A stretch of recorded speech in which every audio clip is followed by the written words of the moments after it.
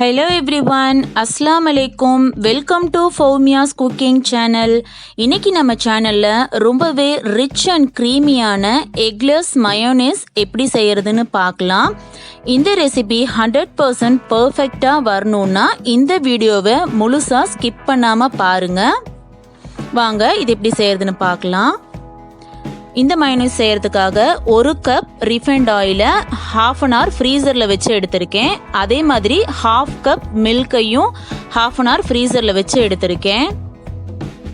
பாருங்க, இந்த அளவுக்கு சில்லுன்னு இருக்கணும், அப்போதான் மயோனேஸ் பர்ஃபெக்டாக வரும்.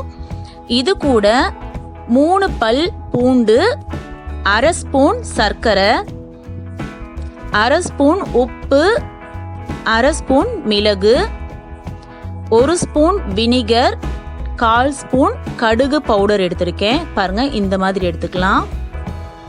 இன்னைக்கு இந்த மயோனேஸ் ரெசிபியை நம்ம எலக்ட்ரிக் பீட்டர், விஸ்க் எதுவுமே இல்லாமல் நம்ம வீட்டில் இருக்க இந்த மாதிரி மிக்ஸி ஜார் யூஸ் பண்ணி தான் செய்ய போகிறோம்.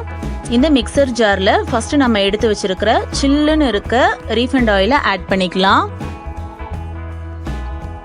நம்ம எந்த ஃப்ளேவர்லெஸ் ஆயில்னாலும் யூஸ் பண்ணிக்கலாம். நான் இன்னைக்கு ரீஃபைண்ட் ஆயில் எடுத்திருக்கேன். இது கூடவே நம்ம பாலையும் ஆட் பண்ணிக்கலாம்.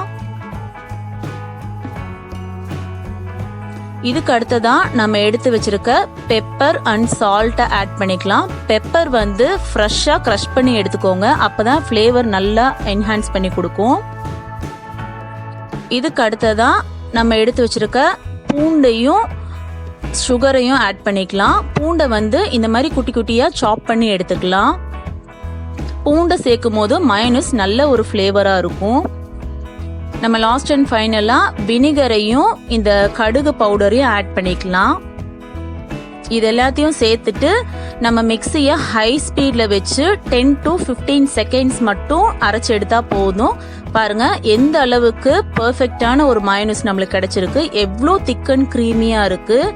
நம்ம கடையில் வாங்குகிற மயோனேஸ் மாதிரியே இது இருக்கும். இது tandoori chicken, bread sandwich, bread roll கூட எல்லாம் சூப்பரான ஒரு காம்பினேஷனாக இருக்கும். குழந்தைங்களுக்கும் ரொம்ப பிடிக்கும்.